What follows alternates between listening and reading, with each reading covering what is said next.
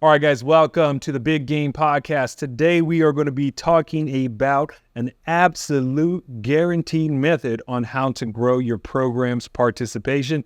My name is Gabe. I'm the host here, and we're going to be covering a lot of details and answering some very common questions. But before we do, I just want to give you a little bit of my background and why you should even listen to what I'm saying. So, I've been in youth sports for a very, very long time. In fact, all the way back to when I was 14, 15 years old. I actually started as a volunteer coach at my local park for LA City Rec and Parks. I was a basketball coach. Here's a picture of my team right there. And from there, that just kind of like set me on a trajectory to do way more inside the space of youth sports. So let's go down. I have my notes right here. Let's go through the list right here. So LA Rec and Parks back in 2005, I was like 15 years old right there. After that, went to college, still did some coaching a little bit there, here and there, but really I came into my own in terms of youth sports and recreation when I joined LA County Parks and Rec. And there I started as a summer camp counselor, then went on to coaching, and then moved into the AD role. It wasn't a specific title given, but essentially I was doing everything that an AD does.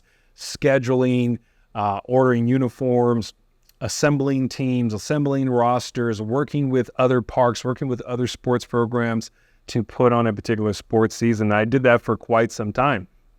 And then from there, I became a lacrosse-specific coach, fell in love with the sport of lacrosse, more to that story later on, but still coach lacrosse till this day. But in the sport of lacrosse, I've ran leagues, I've ran clubs, I've coached high school, I've run, currently to this day, non-rec stuff, if that makes sense. We'll go into that definition later on. And then I've also become a trainer. So I've kind of tackled the sports programming from all different aspects, and I've been able to scale each one of those pretty significantly over my time. I've probably had thousands of kids come through my sports programs, whether it's football, basketball, soccer, whatever it may be, mostly lacrosse to this day. And I'll approach a lot of what I'm saying from the lacrosse world, which is probably one of the most difficult things to scale and grow out here on the West Coast. I'm in LA. So I have a long history of coaching, directing, program management, event planning, all that stuff. So that's all going to be in today's episode, okay? So you may be asking, okay, Gabe, you got all that stuff out of the way. What is this absolutely guaranteed method on how to grow your sports program? It sounds kind of like fool's gold. It sounds like Wolf's tickets right there. I guarantee you it's not, okay? I'm going to use the word guarantee a lot. When we're talking about this absolutely guaranteed method on how to grow your sports programming, it's actually a very simple answer. And that answer is consistency. It's consistency at the highest and a multitude of offerings that fall inside of the parameters of your program. So let me break this down, okay? So the method is consistency. It's a consistent flow of activities and programs centered around your program.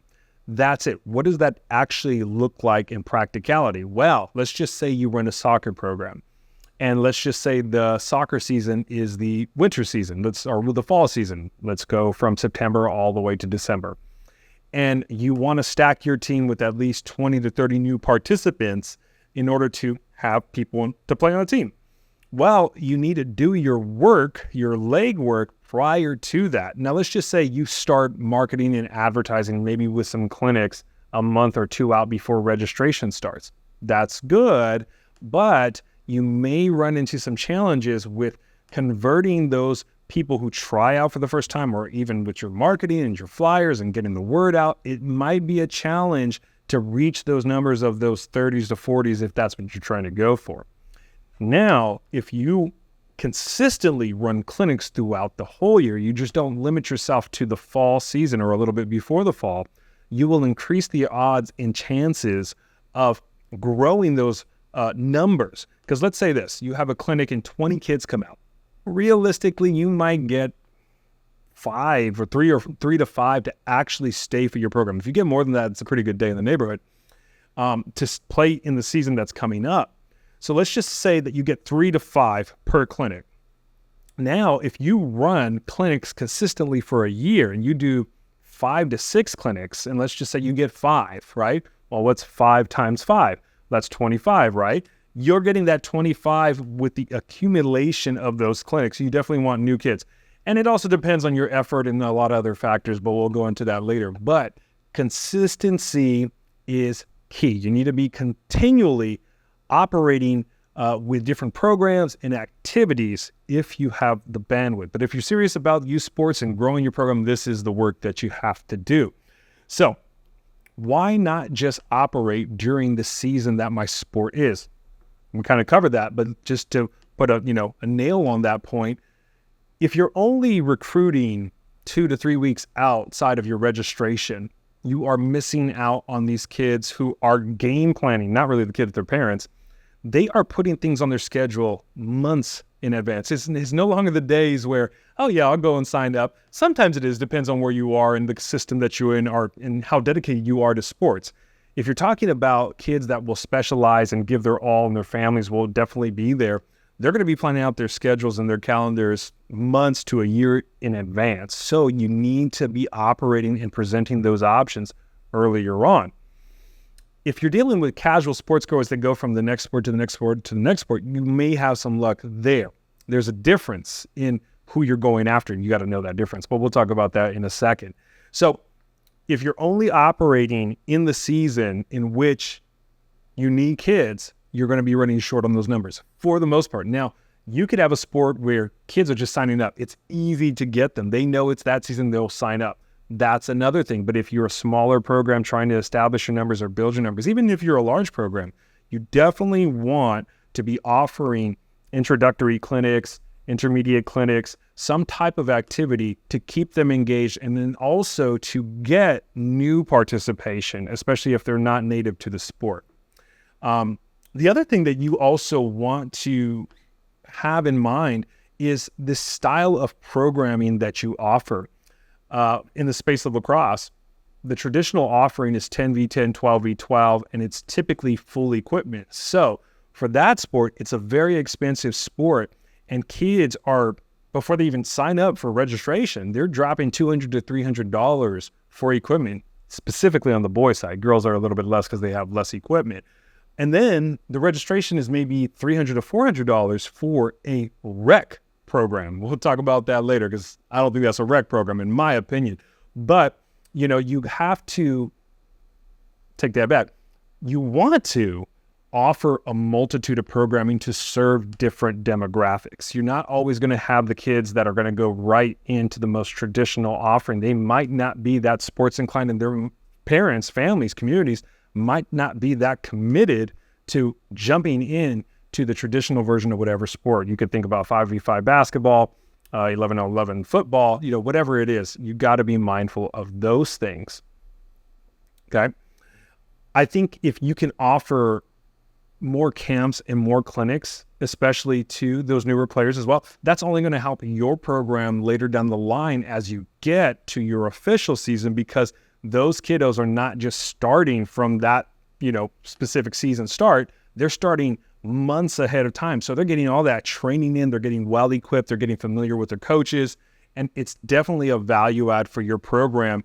And it really enhances it if those kids kind of know what they're doing. It helps with the coaching later on, because now most kids know how to catch, pass, dodge, do whatever, as opposed to now you have this contingent of kids who can do a whole bunch of stuff, and then this contingent of kids that can't really do much.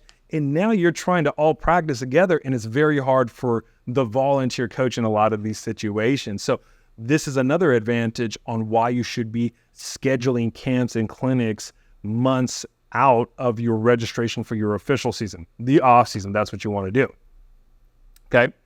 Now, we talked about a variety of programming. You have your traditional offer. We talked about your modified offer. Again, when we're using the example of lacrosse, the typical numbers are 10v10, 12v12 for the girls' side, 10v10 for the boys' side. If you offer like a sixes offering where it's less time, 4 weeks or whatever, that might accommodate a lot of families and get them in. Maybe if it's co-ed, maybe if it's non-equipment, you could definitely make accommodations. I think it goes to serve multiple demographics. You can't just think like, oh, one size fits all. No, people want different things, and this is what they're getting with other sports as well. So let's talk about how we actually spread the word on our program, like our upcoming programs, camps, clinics, and things like that. And there's a variety of different ways. So we're going to talk about marketing and advertising for a quick second. We won't dive deeply into this, but it is an important thing to understand. A couple of things to understand. When we talk about marketing your program, we're talking about like the brand of your organization, like what you guys represent. And then when we talk about advertising, we're talking about how we get that word out and how we present that thing. So one of the best ways to market or advertise your program is by word of mouth. Now, it's going to take a little bit of time in order to get that word of mouth going, because you need people that come in and start trusting your program, love your program, to then spread the gospel for you to other families, other kiddos, so that they can then come and enjoy what you have to offer. But that really is the biggest thing. If you take anything away from this, you want to get to the word of mouth phase in your sports program. Hey man, did you hear about this league? This is an awesome league. This is an awesome team. We love playing in it. The coach is so good. You should definitely come on over here. That's one of the best ways to recruit new players to your program. And there's a couple of other ways that you can do this. You can have referrals, right? This also helps with reminding and encouraging people to share the advertising for your program. So, for example, I know Johnny, who has, a couple of kids. Hey, do you mind sharing this with a couple of kids in your community, a couple families? I see you guys playing sports all the time, yada, yada, yada. That's a referral. They're referring their friends and their families because they trust you. Hopefully, right? They trust you. They know your program, they enjoy it, and they're going to start referring people over to you. That's super helpful. You can also have an affiliate. An affiliate is someone who advertises on your behalf. You send them the material. Think of it like this: a local park agency, a high school, right? There's a couple of different affiliates that can serve that role in order to spread the message for you. And these people that you get as affiliates, you should vet them out a little bit, because you want to hit the demographics that are going to be inside your sports. When I say demographics, you want the kids that play sports. You don't want the kids that don't play sports for the most part. Say if you go to the library and you start advertising, well, that's a different type of demographic. They're not necessarily at the library to learn about sports. But if they're in an after-school program, if they're in a after-school sport, if they're at a Parks and Rec program, YMCA, Boys and Girls Club, these kids, for the most part, play sports, and that's where you want to get good affiliates. Now, some affiliates are going to be more difficult to operate with or to share that message just because of restrictions and parameters that they have inside of their policies. But for the most part, if you run a program, and let's say you're a nonprofit, you should be able to encourage them to get that bucket of people that is your ideal participant. So just keep that in mind. You definitely want affiliates. You definitely want to spread the word. It's as easy as just going to your park and asking them to spread the word. They might not. So you have to vet them. Okay. Really quick on partnerships with the affiliates is when you're spreading the word about upcoming programming, you can market and advertise yourself, and you can also add your affiliates to do this thing too. This is going to relieve a lot of stress from you in just marketing the program, especially for a new start, sports organization. When you have someone who has a list of 300 to thousands of people on their email list, and you've maybe worked with them in the past, or maybe you've offered them a free clinic, they're more inclined to send that information out for you. And that helps with your reach tremendously. Now let's talk about reach really quick. You can do it yourself. It's a lot of legwork. You could definitely use a lot of the social apps out today. You can use Facebook ads. You can use TikTok. You can use Instagram. You can use Facebook groups. You can use a whole bunch of different things. And you will definitely get a lot of reach. You could definitely get a lot of people coming to your programs that way. But it's super helpful if it's coming from a trusted resource. And that's why you would definitely want to align yourself with the specific Park and Rec program, YMCA, Boys and Girls Club, school, or whatever, because now you have the inside track on getting to these folks and getting your reach a lot larger than maybe you would be able to do on your own. With the reach also comes the connections. Let's just say you're having a challenge of getting into a particular school because maybe you're not a nonprofit yet, and maybe your program isn't as established. You got a website, but you're not there yet. Well, if you go and you work with a particular partner who has those relationships, well, they can get you into that school a lot easier to run your sports programming. So it's definitely a consideration. Okay. With these types of partnerships and affiliates, you can also go the contract route. Now, a lot of people don't know this, but this has been a thing that Parks and Recs have done for years. This is what I used to do with contractors, basically independent contractors, these people who would run their own sports programs. At Parks, we didn't always run every particular season. We would hire contractors to run a particular sport for us, depending on if we had park staff or if we had the time or no time to do it. So this contract, it's a really great opportunity, and it's based off of the points I made earlier, utilizing the marketing machine that these larger organizations have to boost your advertising, to boost your programming. This is a very, very good strategy on how to get the word out. It does come at a trade-off though. It's a contract, so it is a split. Typically, the most common split you're going to see with these contracts is a 60-40 split, meaning 60% of the revenue is going to go to the independent contractor and 40% is going to go to the entity, to the organization. In that 40% though, you're going to get field allocation. So that means you're not going to be waiting in line for the reservations to get that filled. If you operate a spring or a field sport, and soccer and flag football are taking majority of the space, but your contract class, well, you're going to get bumped to the top of the line for the most part. There are exceptions. The other thing with that, again, is you're going to get the marketing power of their email machine or their digital flyers or their in-person flyers or whatever it is.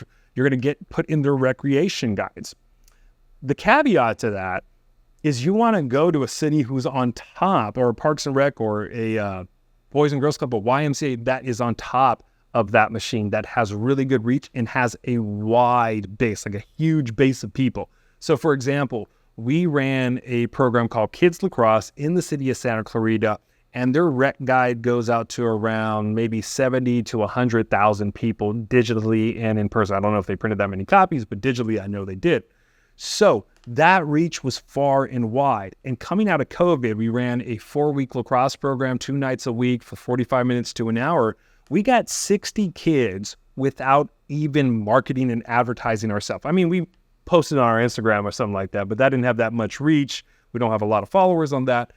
But 60 kids straight from the Parks and Rec's marketing machine, that was amazing. That was awesome. And we barely did any work. Now, we gave them 40%, but guess what? We didn't have to reserve our own fields. We worked with the park to get nice fields that accommodated our style of play. It was a good trade-off in order to grow our program in that particular market. So you definitely want to consider contracts. It's a very, very important thing. The other thing, along with trying to grow your sports program's participation, is goals and event planning. We talked a little bit about goals earlier in terms of, like, let's set a goal of 20 to 30 or whatever it is. But I think if we're thinking future forward and we're trying to plan success in terms of growth for our program, we want to start thinking of numbers, okay? Strategic marks that we want to hit, strategic markers that we want to hit. So if I'm growing a lacrosse program and I know that I'm going to need at least, 18 to 20 kids for a particular team, because it's 12v12 in the girls game, I probably want to start running camps and clinics and introductory events or whatever it is from the time spring season ends, because lacrosse is a spring season sport for the most part in most parts of the country. And I want to start from summer, fall, winter, and I want to go hard in the paint in those time frames, okay? Now, this is not a big time suck for me, especially if I go in with a contract or whatever. I can set the parameters of how much time I'm actually giving to it. But I definitely want to set a goal. I want 5 kids here. I want to retain 5 kids out of the 30 kids that I got. I want to get 20 kids out of the 50, 60 kids. But do you see where I'm going with this? It's like the more kids you get, the higher the retention rate will be in terms of like your participation later on. If you get 100 kids coming out to your clinic, you might get 10 to 15 kids that you're actually going to retain for that and hopefully fall in love with the sport. Those are anecdotal numbers. So it's not like the baseline. Other sports may be killing it. You might retain like 80% of the kids that come out to your clinic. If so, good for you. But it's definitely a good way to assume what your outcome is going to be. It's like, if you have 100, you're probably going to get 10 to 15, maybe that sign up for it if they have the time, if they're in the right grade. And that's another thing. If you're going after kiddos in 6th to 8th grade, high school, it's harder to get them because they're typically dedicated to a sport already. So there are definitely perks and advantages to starting a lot younger in terms of the recruitment process. Plus, again, your competitors, they understand this and they're going after those kids to get them involved in their youth sports programs a lot earlier. So definitely something to consider. Now let's talk really quick about scheduling event planning. I think there are great benefits to having some forethought about when you want to plan your clinics. Typically, a year should be laid out, especially if you're serious about growing your program, getting your coaches committed, getting your families on a schedule. Having an annual calendar where people can refer to it, a loose annual calendar at best, I think is super beneficial for your program and then also for your game plan. So why plan a year in advance? Well, a lot of kiddos and a lot of families are planning their sports programming journey months, if not a year out. So you definitely want to get on their calendar and let them know that you are going to be offering something that they can participate in as you get through the year. If you don't do this, it's totally fine, but I think you run the risk of missing those kiddos who have already planned for something else, family vacations, other sports opportunities. And I'm not saying they shouldn't play other sports, but if we're talking about growing our base, growing our participation, this is definitely a strategy that is super crucial. Now, really quick, I do want to talk about how we get more people to sign up for our program, especially if they've never played this particular sport, or maybe they've had only an introductory interaction with it. And this comes in the form of lead magnets and core offers.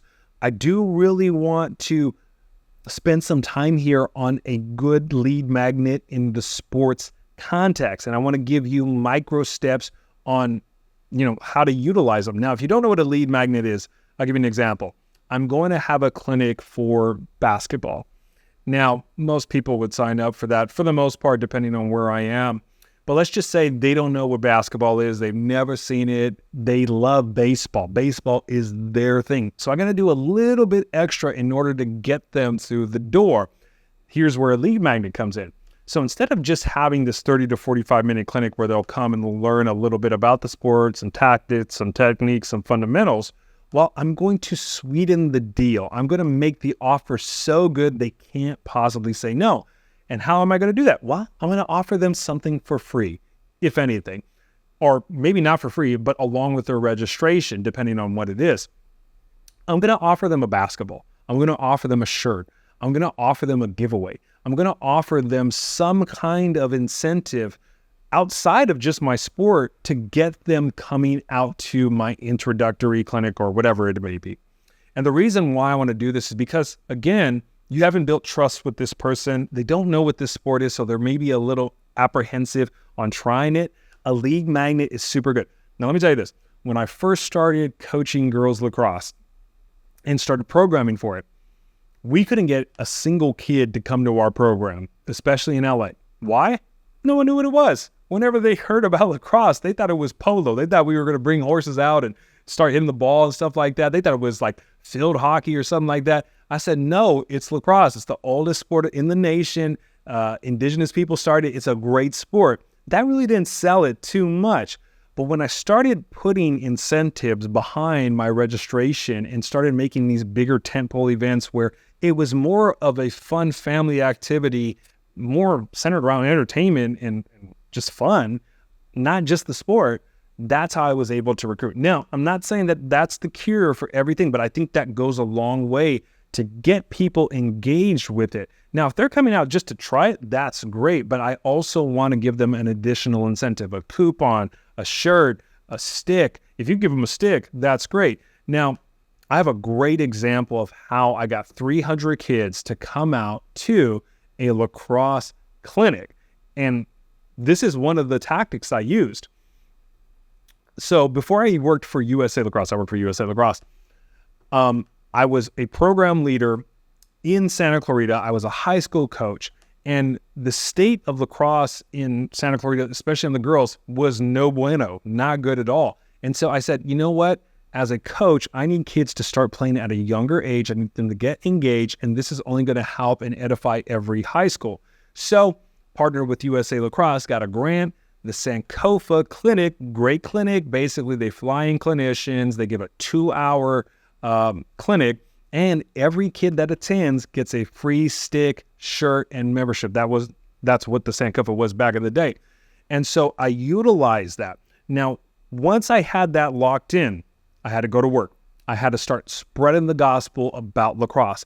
But more than just lacrosse, I spread the gospel about what they were going to get. You're going to get a stick, you're going to get a shirt, you're going to get a membership, we're going to have music, we're going to have activities, we're going to do this, that, and the other. And guess what? Once that messaging went out, not just from me, but also from my affiliates, also from my partners, also from word of mouth, 300 kids signed up. Now, some of those kids did have equipment. Some of those kids were native to lacrosse. That's okay.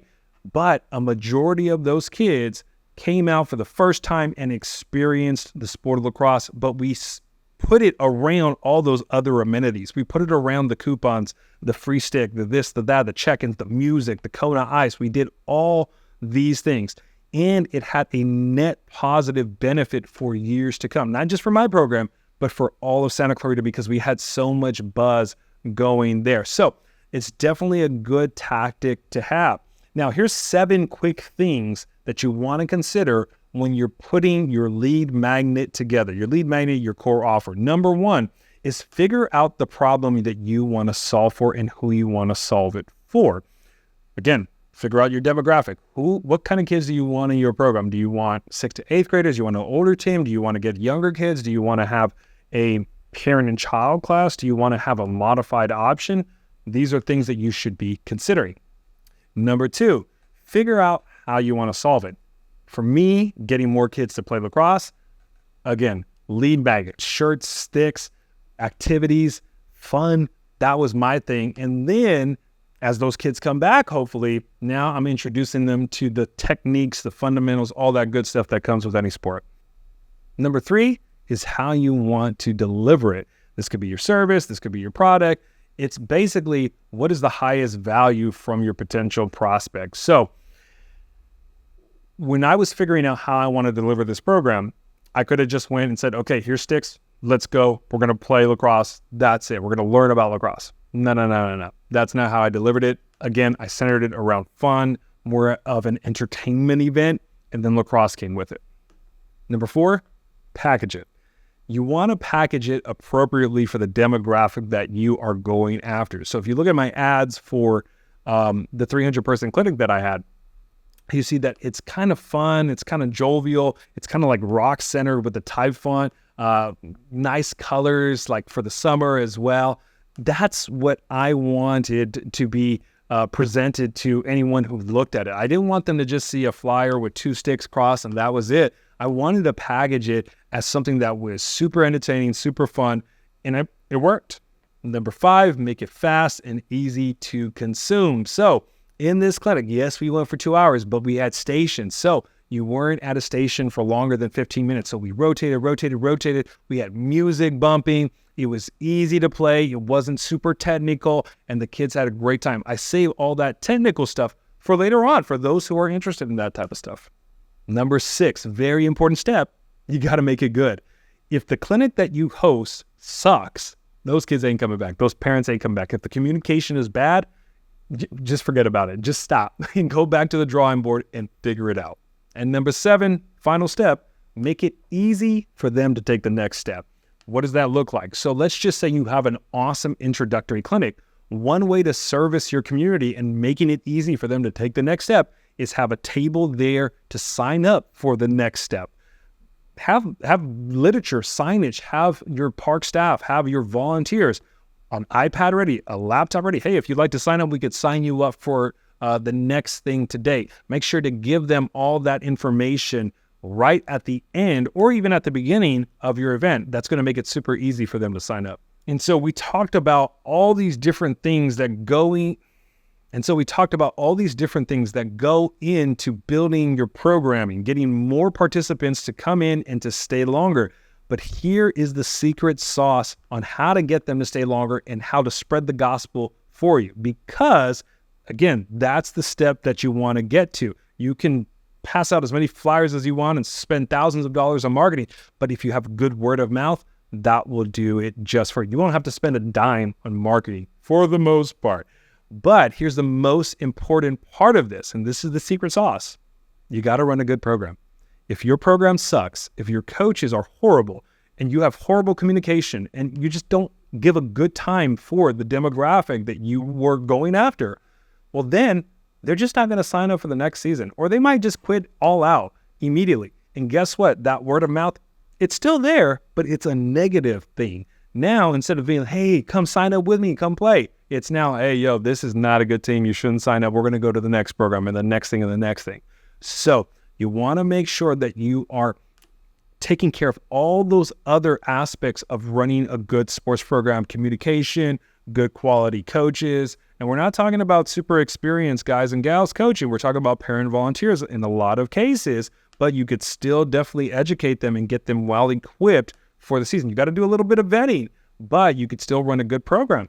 Also, the additional amenities that they get, spirit packs, team nights, all these things go into keeping people long-term for your program. If you're not doing this, you should really, really consider it, because this is what keeps people inside of your program. And again, with this, you want to consider your demographic. If you are going after the target of introductory to intermediate levels of participation in any given sport, well, you're going to modify your program accordingly. Maybe it's not super competitive. Maybe you're not going to tournaments. You're not traveling out of state unless you are kind of landlocked and you have to travel to the next state in order to play somebody. That's a different thing. But if you do offer like club type of stuff, then you definitely want to be curtailing your program to fit what your demographic wants. They want showcases. They want strength and conditioning. They want higher levels, more competitive play. They want that prestigious club name. And so you definitely should have that consideration as part of your program, because if not, they're just going to find someone else that does that. And here are a couple of final points on how to grow your program's sports participation. Number one, it's a marathon. It's not a race. Typically, if you're trying to have longevity inside of the sports space, you're going to be in it for like years to come. You could definitely be in it for 3 to 4 years and then bounce, but in terms of marketing and getting new participation in, it's going to take some time. So don't get discouraged if you don't see a swell of growth in the first couple of months, first year. It might take a year or two in order to get the numbers that you're looking for. My next point is you want to find someone who's super passionate about growing your particular program. If you can find this person to tag alongside with, this person will alleviate a lot of the work for you. Because if you're just a one-man team and you're just doing everything yourself, burnout is a real thing. You will get burned out over time. But if you could find people to accompany you in this mission, in this goal, this is going to help you tremendously. Next point is small gains lead to big wins. Don't get discouraged if you only have 5 people coming out to your clinic at a time, 5 to 10, 10 to 20, whatever it may be. The small little wins will add up a little bit later. Now, you definitely want to increase those numbers over time, but don't get discouraged if you only have 5 to 10 to 15 or whatever it is coming out to your clinics at a given time. Remember, everybody starts at 0 for the most part, unless you have a good program that you're falling into or whatever. But if you're starting your own thing on your own, you're starting at 0 and you got 0 kids, just remember, it's the small little things that will lead to the big things. And my last point is the legwork. You got to put in the work. If you are concerned about the size of your program and growing participation, you got to do the work. There's just no other way around it. You got to go and do the PE classes. You got to go and get the contracts. You got to go and do the partnerships if you're interested in growing it. And over time, hopefully it's a lot shorter time than a lot longer time, word of mouth will kick in and you don't have to do that much work after that. People will just start signing up if you run a good program.